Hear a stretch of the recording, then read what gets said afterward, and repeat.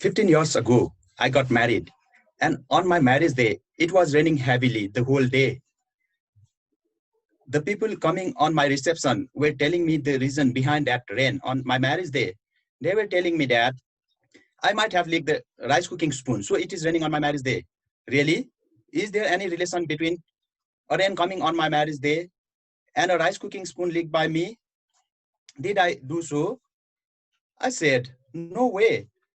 I have never cooked rice in my home. How can I leak the rice cooking spoon?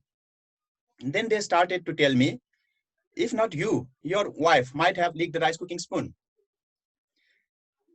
I didn't ask my wife if she had leaked the rice cooking spoon or not. Ask why?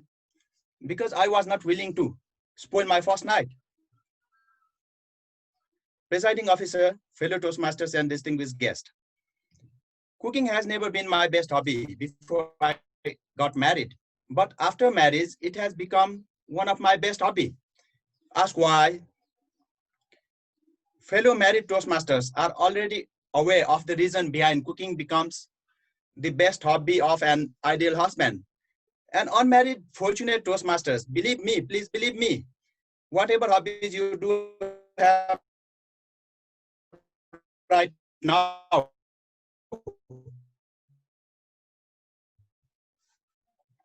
many more are going to admit. I still remember when I was a little kid, my grandmother used to tell me, Alin, don't play with burning firewood, otherwise you will piss on your bed. And I never believed on her this logic. Ask why?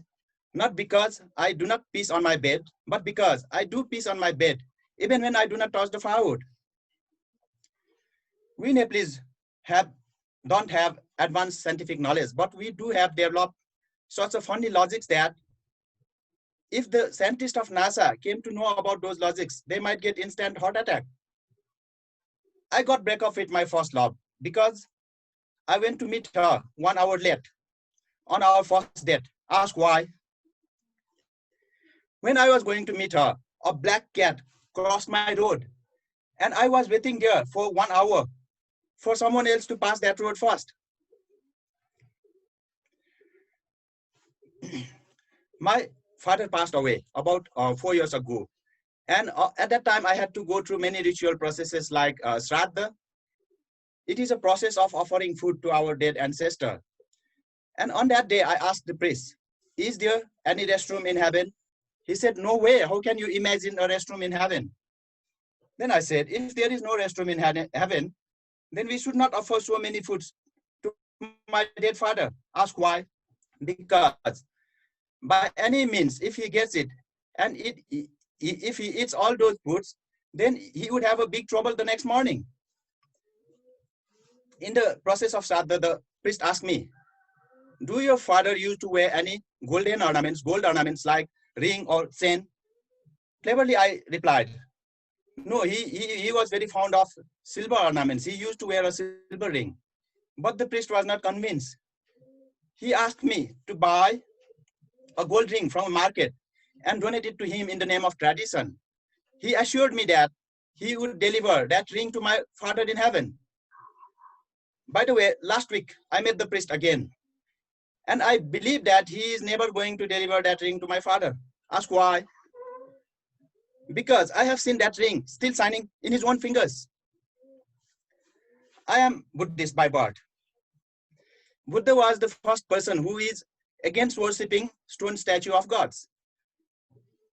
And now you see millions of statues of Buddha are made and people are worshipping in front of his statue. It is really nonsense to throw a 1 rupee coin from far behind to the head of the statue of Buddha. Ask why? It hurts. Jokes apart, because Buddha was the first person who sacrificed all his belongings, all his wealth, even his country, for getting enlightenment. There is a back road in my home, and people used to throw rubbish and garbage in that part of my building.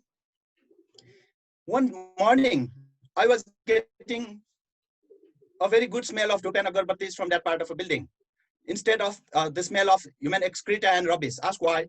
Because the day before that day, I brought a very beautiful stone from a river bank, and then I put that stone there with some abir and scatter some rice and flour over there. Guess what? Surprisingly, the people started to worship that stone from that morning. I have a very innocent friend. One day he came to me and asked, Alin, I got married for 2 years, and my wife and I have been visiting temple to temple for getting babies, but we are still not having any kids. Please help us. I said, neither God nor I can help you in this matter. Ask why.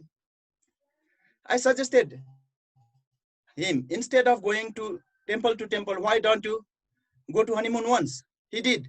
Guess what? He got a lovely twins after 9 months. I strongly believe that my vehicles never get accident. Ask why? Because I sacrifice a goat in front of my vehicles every year. Don't you believe that sacrificing, killing animals ritually in front of vehicles saves our vehicles from accidents? We don't have to fit CC cameras in our gates. Ask why? Because we have already hanged lemon and chilies over there. We please don't have to go to hospital. Ask why? Not because we don't get ill, but because we have so many rituals and so many pujas for every kind of diseases. I strongly believe on horoscope. One morning I was reading my horoscope in a newspaper, and it was written there that your bad luck is on your hands. A cup of tea I was holding suddenly fell down. I was bottoming my short, the bottoms fell off. I went to open the doorknob fell off. Then I decided to not hold anything on my hand that day. Guess what? I almost got sick in the evening. Ask why? Because I refused to go to the restroom the whole day. Now please don't ask why. Thank you.